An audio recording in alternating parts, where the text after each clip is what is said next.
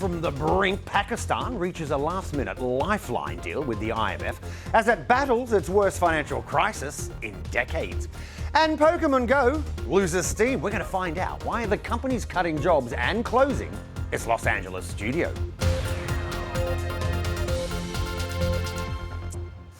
Hey, hello everybody, I'm Aaron Heslehurst. Welcome to the World Business Report. Happy Friday, by the way. Give me about 13 minutes and I'll try to give you a fascinating snapshot of all the latest in the world of business and money. Let's start with Pakistan because it's reached finally an agreement with the IMF, the International Monetary Fund, to receive some much needed funds to, of course, boost its struggling economy. Now, Pakistan, it's currently facing its worst economic crisis, well, since independence from Britain in 1947. The deal agreed will see the IMF provide this just over $3 billion of funding. However, it still does need to be officially rubber stamped by the IMF board. Now, the IMF has set some very tough conditions, as it normally does, to secure the deal, which includes Pakistan's central bank raising its main interest rate, look at this, to a record high of 22%. Here in the UK, we've got 5%. Everybody's complaining, 22%. Well, let's jump over to our Pakistan correspondent, Caroline Davies, who explained to me a little earlier how the deal came about. This has been months and months and months of negotiation. And in fact, the deal was meant to expire today. They've now got an entirely new deal, which will carry them through for another 9 months. And as you say, it's going to be about $3 billion US, which is more than they were expecting if they'd managed to negotiate the end of the last deal. So that is a relief. But at the same time, lots of analysts that I've been speaking to have also emphasized the fact that this is really just patching up just for now as a sticking plaster to be able to get Pakistan through to the end of the year and the beginning of the next year. Really crucially, at the moment, Pakistan's expecting to have a general election here.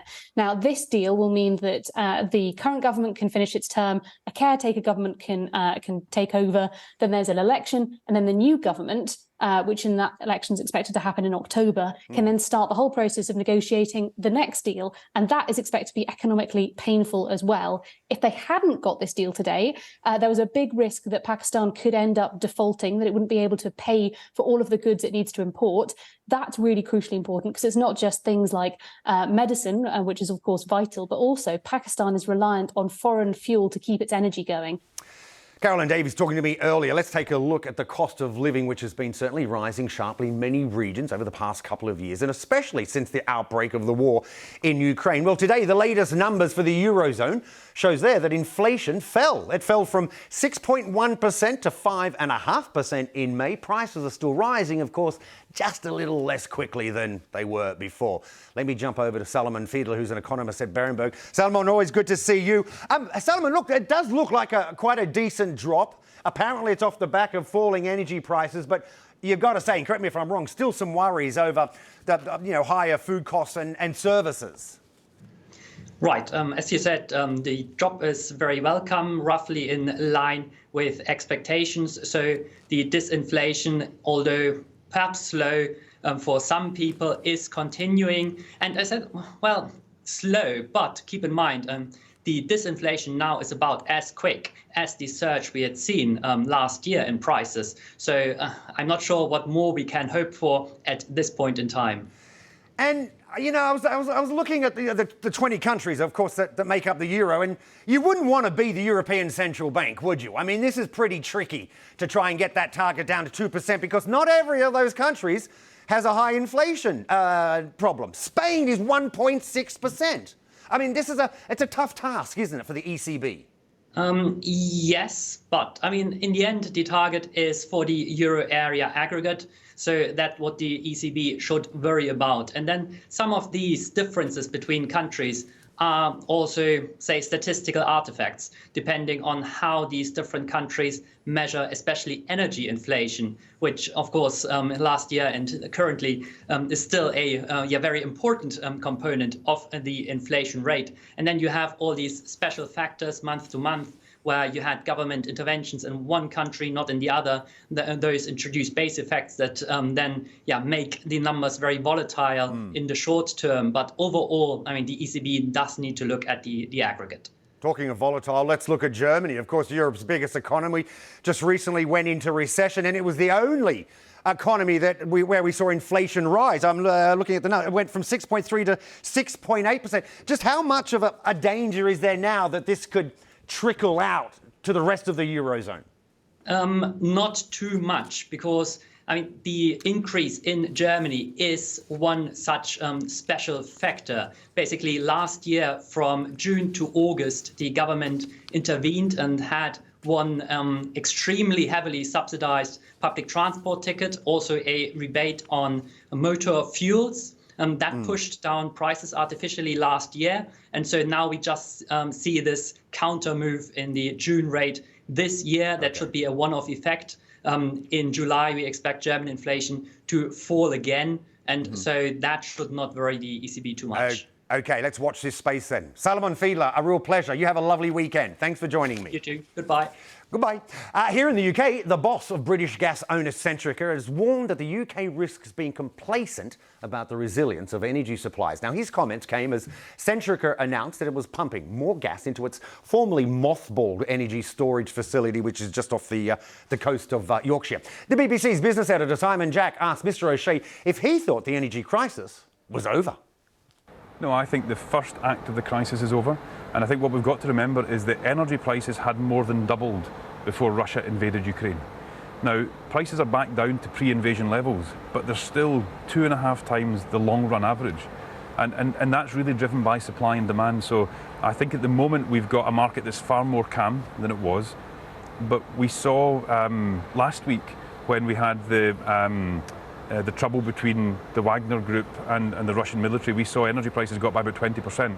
So it depends really on external factors as to how volatile the market will be. But my feeling is that we've not gone back to normality, and we still have a very, very tight supply-demand balance. And Chinese economic activity at the moment is relatively low.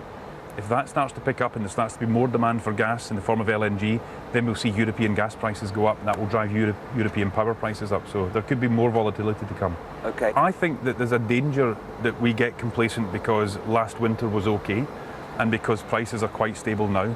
But what we've got to do, whether you're running a business or you're running a country, you've got to look ahead and think, well, what will this be like in the next 3, 4, 5, 10, 15, 20 years?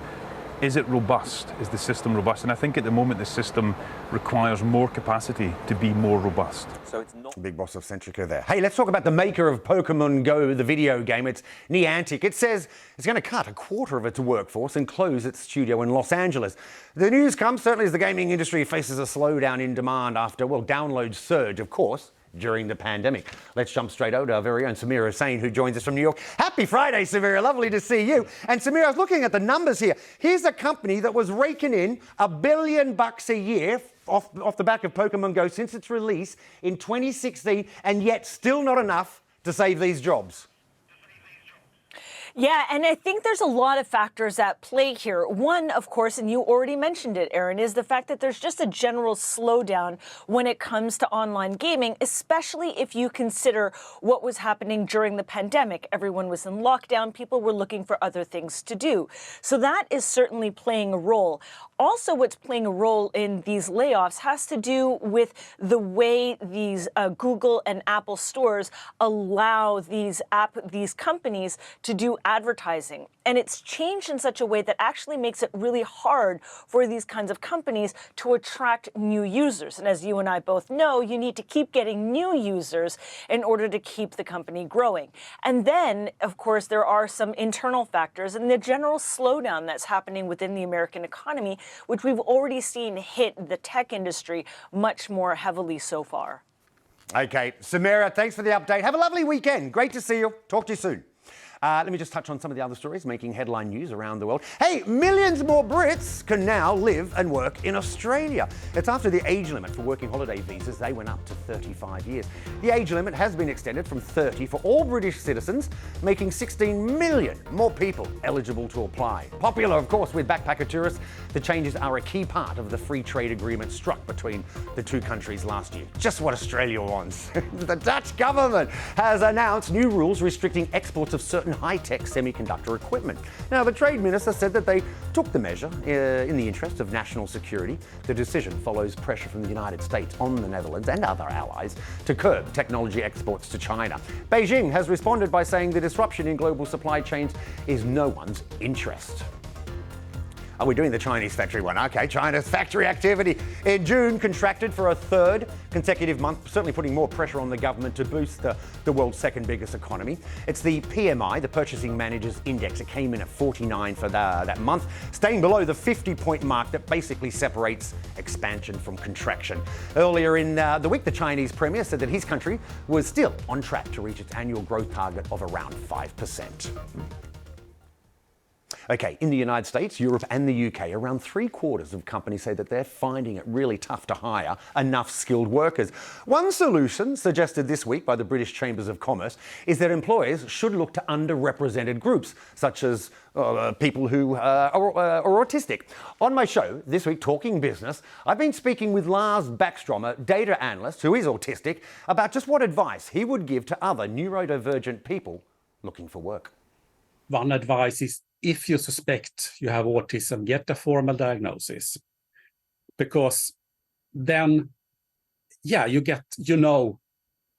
and you will have the law on your side when you apply for a work and you work. And be persistent. It's too easy to give up. Seen too many fellow autistic people giving up. And it's very depressing.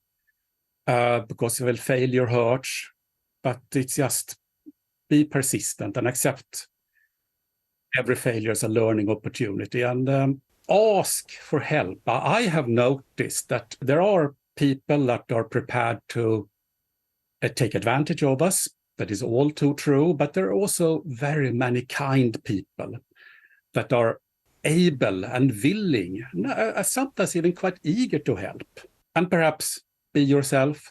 That's a very difficult to ask of an autistic people, since it's very difficult to know yourself. But at least don't try to be someone who you are not.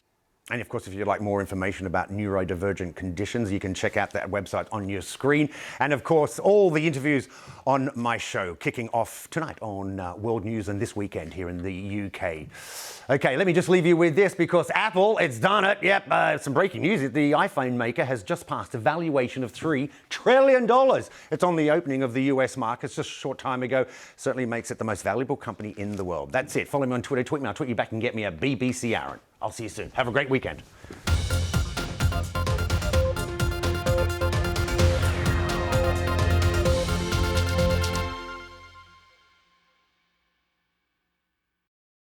Bringing you different stories from across the UK.